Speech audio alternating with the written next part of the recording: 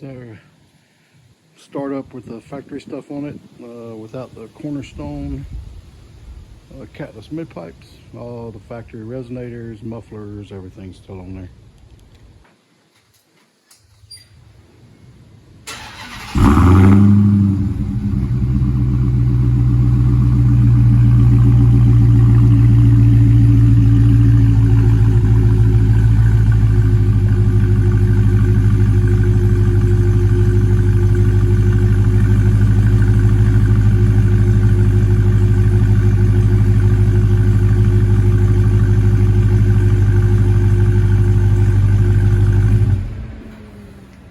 Let's get started.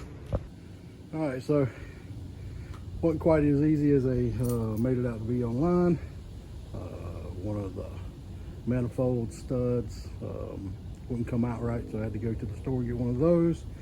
You don't get exhaust gaskets with it, the donut, so they didn't have those, so I made my own high temperature gasket with the copper seal. So now, moment of truth.